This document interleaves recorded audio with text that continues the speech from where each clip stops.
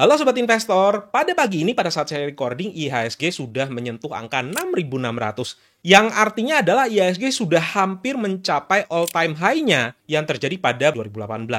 Dan di level saat ini, di level 6.500, IHSG berada di level tertingginya di sepanjang 3 tahun terakhir.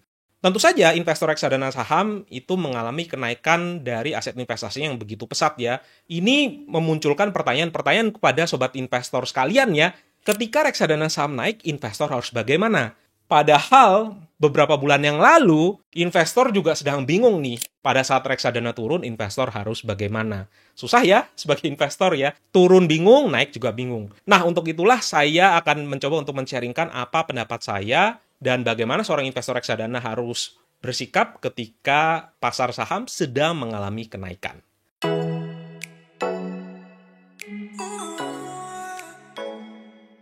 Halo Sobat Investor, selamat datang di channel Duri Bicara Investasi dan di podcast 4%. Di podcast 4% ini saya akan membahas perkembangan dana pensiun saya, serta juga kita akan mengupas topik-topik terkait dengan investasi, membahas secara pelan namun pasti untuk kaya. Dan pada video kali ini saya akan membahas mengenai reksadana saham yang mengalami kenaikan, lalu investor harus bagaimana. Dan sebelum kita membahas tentang kenaikan, ada baiknya kita akan coba lihat dulu perkembangan dari dana pensiun saya yang memang dalam 1 minggu ini mengalami kenaikan yang cukup pesat ya. Nah, sobat investor bisa lihat di sini ya, saya menggunakan aplikasi Bibit. Saya mengakses aplikasi Bibit ini dengan menggunakan web ya, dan portfolio saya pada minggu ini itu mengalami kenaikan, dan kemungkinan nanti malam juga akan mengalami kenaikan lagi karena pada saat ini IHSG sedang mengalami kenaikan. Dan imbal hasil saya untuk pertama kalinya setelah sekian bulan terakhir itu mencapai puluhan persen ya, yaitu naik sebesar plus 20,49%, di mana keuntungan saya sekarang sudah setara dengan 140 juta. Nah, kita akan coba lihat sekilas ya tentang portfolio saya. Kalau kita lihat di sini, kita klik di sini, saya ada 2 portfolio, ada dana tabungan, di mana dana tabungan ini saya khususkan untuk mengikuti auto challenge dari Bibit ya, untuk mendapatkan cashback. Dan yang kedua adalah dana pensiun ya, di mana di dana pensiun ini adalah dana yang saya persiapkan untuk saya pensiun nanti di 10-20 tahun ke depan. Nah, nilai total portfolio gabungan ini adalah 826 juta. Mari kita lihat performa portfolio saya, dan seperti sobat investor lihat ya, semua itu bermula dari menabung kecil terlebih dahulu. Saya pertama kali berinvestasi di Bibit pada tanggal 11 November 2019, dan nominal investasi pertama saya ingat sekali adalah Rp200.000. Terus menerus saya melakukan nabung rutin, dan pada saat pandemi atau market crash saya tetap melakukan nabung rutin juga.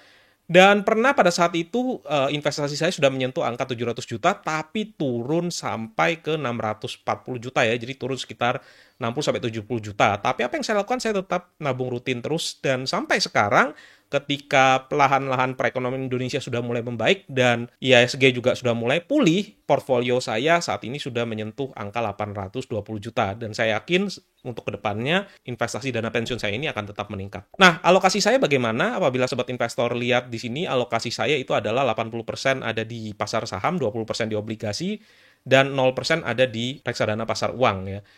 Dan kita akan coba lihat ya secara detail ya reksadana apa saja yang ada di dana pensiun ini. Sebenarnya saya menggunakan Robot Advisor. Robot Advisor-nya itu adalah level 10, di mana kalau Robot Advisor level 10 itu dia akan mengalokasikan target 70% untuk saham, 20% untuk obligasi, dan 10% untuk pasar uang. Kenapa kok di sini sedikit berbeda dengan Robot Advisor? Alasannya adalah pada saat IHSG sempat turun ke 5.900 di beberapa bulan yang lalu, saya melakukan yang namanya rebalancing portfolio, di mana saya menjual sebagian dari pasar uang saya, dan juga saya juga sempat menjual sedikit reksadana obligasi saya pada saat itu. Saya tambahkan untuk investasi di reksadana saham. Porsi dari reksadana saham saya otomatis melebihi dari target yang ada, sehingga alokasinya pada saat ini itu sudah mencapai 81%. Nah, kalau sobat investor lihat ya di sini ya, kenaikan yang paling besar itu terjadi disumbang oleh reksadana saham. Saya memakai reksadana indeks IDX30, di sini ada AFRIS dan juga ada BNI AM Index IDX30. Di mana masing-masing dari reksadana ini juga sudah mengalami kenaikan yang cukup lumayan ya, sepanjang saya berinvestasi. Oke, selain reksadana saham, saya juga ada reksadana obligasi, dan di reksadana obligasi ini total keuntungannya adalah plus 3,7%, di mana ada 3 jenis reksadana di sini. Ada reksadana majoris sukuk negara Indonesia, dan ini saya dapatkan dari cashback yang sobat investor gunakan ya. Cashbacknya adalah Dodi Bicara Investasi, dan bagi sobat investor yang memang baru bergabung di Bibit, sobat investor bisa menggunakan kode referral ini ya untuk mendapatkan cashback senilai Rp25.000. Ada juga ABF Indonesia Bond Index Fund, ini adalah reksadana obligasi negara. Total keuntungan saya adalah sekitar plus 12%. Dan satu lagi adalah Sukor Invest Stable Fund. Ini adalah reksadana obligasi korporasi dengan keuntungan sebesar plus 0,69%. Sedangkan untuk reksadana pasar uang sendiri, saya hanya ada sedikit, yaitu reksadana Sukor Invest Money Market Fund.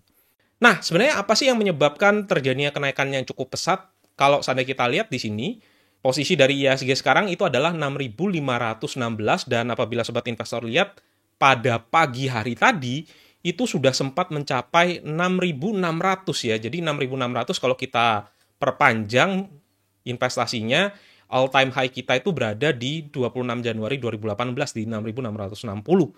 Dan sekarang itu sudah mencapai 6.500-an. Ini termasuk yang tertinggi sepanjang 3 tahun terakhir ya. Dan tentu saja ini disebabkan karena kenaikan dari saham-saham penggerak IHSG. Nah, bagaimana dengan IDX 30? Jadi kalau kita lihat di sini, IDX 30 juga sama. Sepanjang 1 tahun terakhir ini, setelah turun cukup dalam, ternyata mengalami kenaikan ya, pulih ke level semula.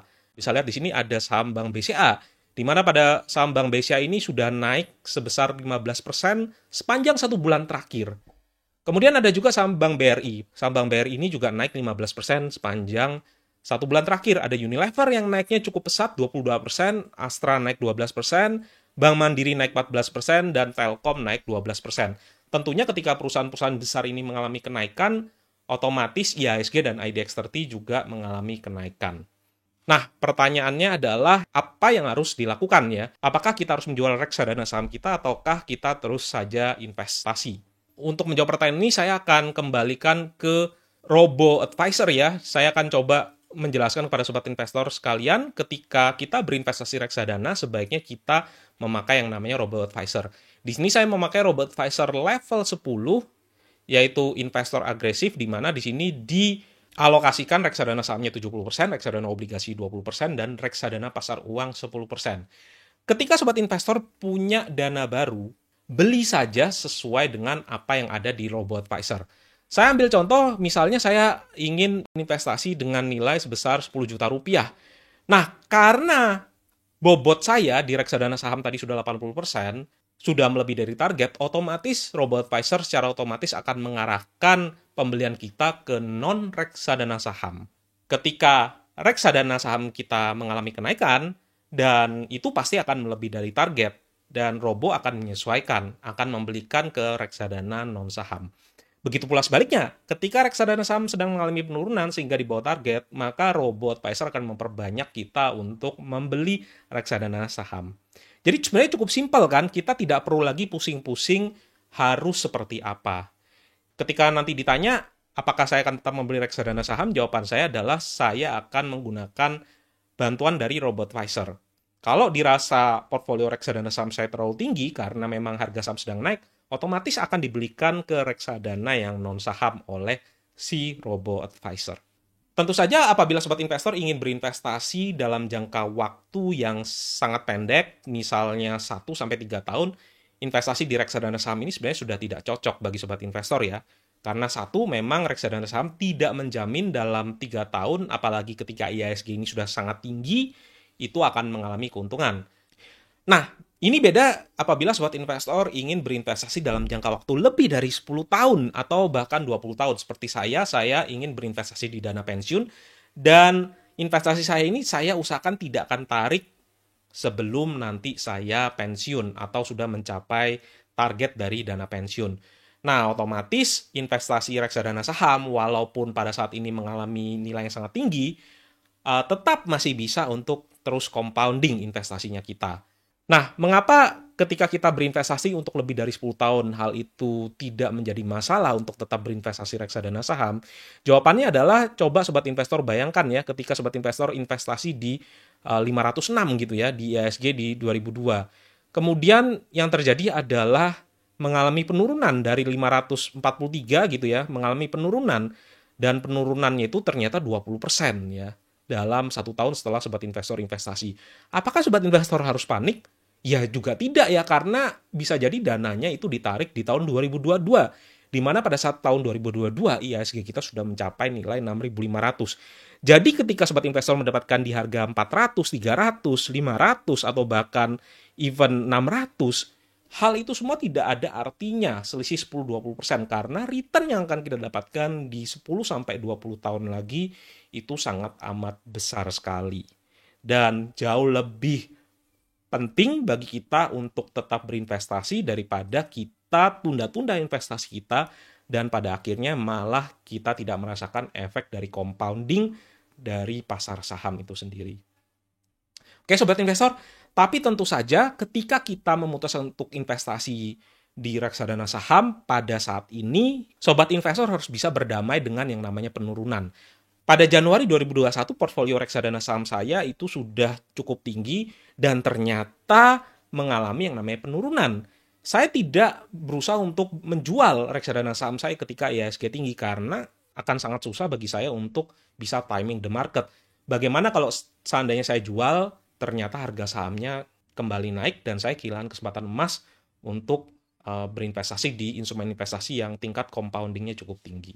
Oke, semoga menjawab ya pertanyaan dari saya. Apabila sobat investor ada pertanyaan, silahkan tuliskan di kolom komentar ya. Dan semoga pertanyaan-pertanyaan dari sobat investor ini juga bisa saya jawab dan bisa juga loh menjadi topik untuk video-video selanjutnya. Oh ya, di sini saya juga ingin mengucapkan terima kasih kepada Logitech, di mana Logitech sudah membantu untuk mensupport saya dengan mengirimkan webcam Logitech C922. Dan hasil dari recording ini merupakan hasil recording dari webcam Logitech C922. Ada juga beberapa seperti keyboard dan juga mouse yang Logitech juga sudah kirimkan. Bagi sobat investor yang ingin tahu spesifikasinya, saya berikan linknya di deskripsi ya. Sampai jumpa, bye!